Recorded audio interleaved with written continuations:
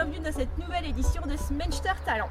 Si je vous dis prix Nobel de la paix, médecin, alsacien, moustache Afrique, vous me répondez bien sûr Albert Schweitzer. Nous sommes aujourd'hui à la maison Albert Schweitzer de Wünsbach où nous vous préparons une interview surprise. Allez, suivez-moi. Bonjour. Jenny Disselmann, bonjour. Bonjour. Vous êtes la directrice de la maison Schweitzer. Oui. Alors Jenny, on connaît surtout Albert Schweitzer en tant que docteur, mais il était bien plus que cela finalement. Oui, il a été musicien, théologien, pasteur et philosophe.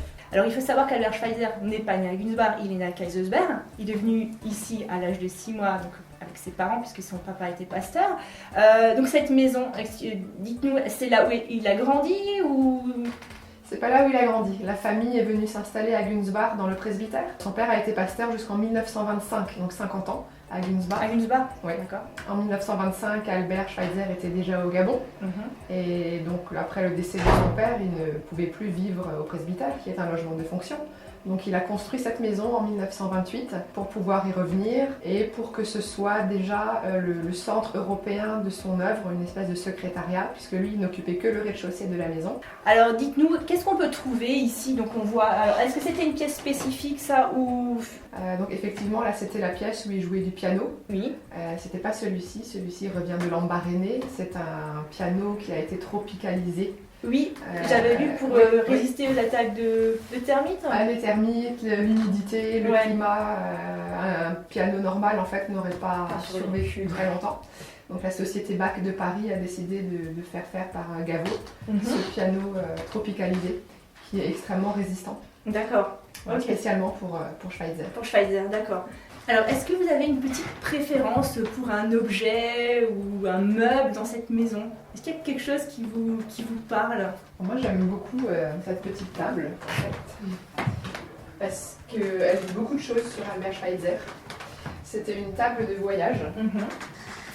Ça dit beaucoup de choses parce qu'il mettait à profit ses voyages pour lire, pour écrire. Parce qu'on estime qu'il y a jusqu'à 150 000 lettres d'Albert Schweitzer.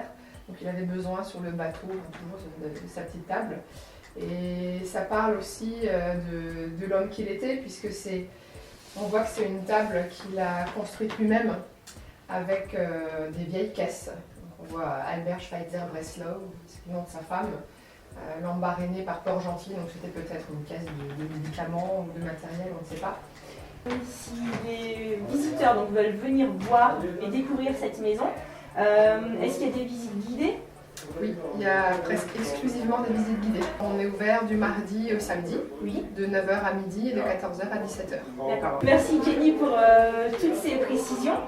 On va maintenant retrouver donc, notre invité surprise dans une autre pièce de la maison. Allez, suivez-moi. Bonjour Kiran. Bonjour Sabrina. Alors on se retrouve aujourd'hui à la maison Schweitzer.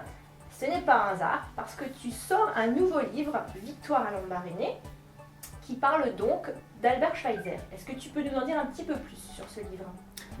Oui, tout à fait. Donc Victoire à Lambaréné met en scène le personnage de Victoire qui va vivre des aventures dans l'hôpital Schweitzer de Lambaréné tel qu'il existait dans les années 50. Donc c'est une vraie aventure, même si encore une fois il a pour cadre la vie d'Albert Schweitzer. Voilà, c'est une vraie histoire avec un début, un développement et puis une fin avec une petite morale. Mais le cadre de l'histoire, encore une fois, c'est l'hôpital du docteur Schweitzer et toutes les images qui sont présentes dans le livre sont fidèles à l'hôpital de la fin des années 50. Donc ça, c'est, par exemple, ça c'est la rue principale. Elle va remonter la rue principale et puis elle va entrer dans l'hôpital en commençant par la salle des consultations, puis la dentisterie. Et tout ça, c'est un parcours qui est vraisemblable. C'est-à-dire que sur le plan, la salle de consultation se trouve... Comme ça, quoi. D'accord, ok. Encore une fois, même si l'histoire, c'est de la pure fiction, l'aventure de Victoire, le cadre est réaliste. Tu as sorti, il y a 2 ans également, un autre livre sur la biographie du docteur Schweitzer, également destiné aux enfants, un petit peu plus âgés cette fois-ci, à partir de 9 ans. Alors d'où te vient en fait cette envie de parler du docteur Schweitzer aux enfants? C'est assez surprenant finalement. Il faut savoir qu'au départ c'est une commande. Tous ces livres partent d'une commande. C'est donc la maison Schweitzer qui m'a contacté parce qu'ils ont fait le constat qu'ils n'avaient plus aucun ouvrage pour la jeunesse depuis les années 60. Et donc ils ont fait appel à moi pour travailler à des ouvrages pour la jeunesse autour de la vie d'Albert Schweitzer. Donc j'ai commencé avec Oganga, qui est un roman, donc, comme tu le disais, pour des enfants à partir de 9 ans jusqu'à 15. Hein, c'est le principe, c'est le roman jeunesse. Alors le genre, là, on est plus dans le fantastique, avec de la magie, de l'aventure. C'est le Harry Potter alsacien. Voilà, en quelque sorte, ouais. Oganga, c'est vraiment la biographie du docteur racontée aux enfants. Simplement, pour intéresser les jeunes d'aujourd'hui, j'ai préféré prendre parti d'une fiction, en l'occurrence une aventure fantastique, plutôt qu'une biographie strictement chronologique avec une série de dates. Ouais. Et donc tu me disais que donc, certains des dessins que tu as fait réalisés pour ce livre, tu t'es donc basé sur des dessins, des photos en fait qu'on trouve dans les livres d'histoire finalement. Alors pour ce livre, effectivement, j'ai fourni un travail d'auteur-illustrateur, c'est-à-dire que j'ai à la fois écrit le texte et réalisé les illustrations. Et pour les illustrations, effectivement, il ne s'agissait pas de montrer n'importe quoi, il s'agissait de raconter des choses vraies, mais aussi montrer des lieux qui ont existé. Là, par exemple, là, il y a une photo, et je me suis inspiré de cette photo pour réaliser cette illustration. Alors, comment ça se passe quand on travaille sur un livre, quand on fait les illustrations ? Moi, je suis néophyte, j'y comprends rien. Comment tu fais ? C'est très simple, il faut commencer par du dessin. Ouais. Alors, je dirais que ça, c'est la base de tous les illustrateurs. On fait d'abord un croquis. Une fois qu'on a ce croquis, chaque illustrateur va choisir de travailler avec sa technique, les uns, je sais pas moi, avec des pastels, les autres avec de la peinture, acrylique, de l'aquarelle. Après, chaque illustrateur a sa petite cuisine en fait, sa petite cuisine.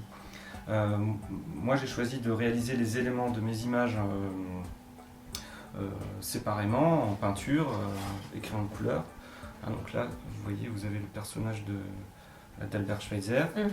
Et ensuite, je vais photographier ces éléments, et sur ordinateur, je vais pouvoir reconstituer l'image en faisant ce qui s'appelle un photomontage. D'accord, ok. Et ça me permet comme ça de créer les premiers plans, les seconds plans, l'arrière-plan. Ok, donc et de jouer avec la luminosité pour créer de la profondeur. Ah d'accord, ok. On fait pas tout sur la même planche de dessin. Non. On pourrait, mais ça, il n'y a pas de règle. Encore une fois, chaque illustrateur a ses petits trucs. Moi c'est ça, photomontage. Donc là, il y a Victoire. Ici. Et il y a des éléments de végétation. Alors là, ils sont retournés. Là, ça c'est le groupe de feuillage du premier plan. Et ça c'est un groupe de feuillage qui est ici.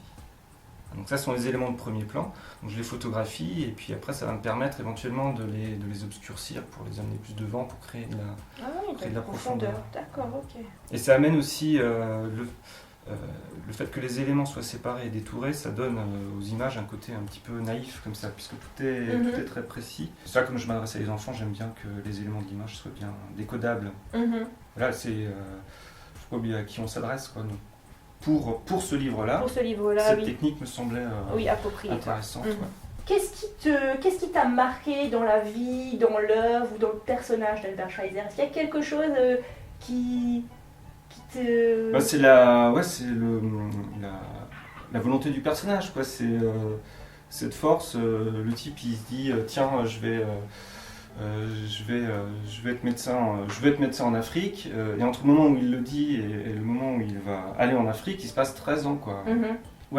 Sa persévérance et sa détermination, en sens que au moment où il décide de devenir médecin en Afrique, il était déjà bien installé, il était universitaire à Strasbourg, il avait une chaire, il avait réussi sa vie. Et puis il décide de tout abandonner pour la jungle, les moustiques, la chaleur, la moiteur, enfin bref quoi.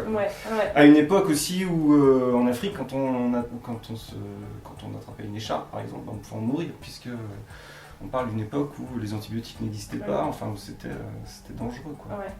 Est-ce que tu as d'autres projets en cours sur Albert Schweitzer ou autre ? Oui. On m'a demandé d'entamer une réflexion sur éventuellement des supports pédagogiques autour de Schweitzer à destination, alors là plutôt des classes. et je travaille actuellement un livre de coloriage dont j'ai commencé je travaille sur la couverture. Alors voilà, c'est un peu, pour un livre de coloriage, c'est encore un peu en noir et blanc. Super. Puis l'idée, ce serait aussi comme Schweitzer intéresse beaucoup nos amis d'Outre-Rhin, l'idée, ce serait de faire un album qui serait en 3 langues, les dessins à l'intérieur étant légendés dans les 3 langues, donc en français, allemand et anglais. Merci Kevin pour cette rencontre. Mais merci à toi Sabrina de ton intérêt pour mon travail. Vous pouvez retrouver donc les 2 livres de Kevin, Victoire à Lambaréné et Oganga, à la maison Schweitzer de Gulsbach ainsi qu'à la librairie Carpe Diem de Münster. Et moi je vous dis à bientôt pour une nouvelle édition de Smenchter Talent. Salut!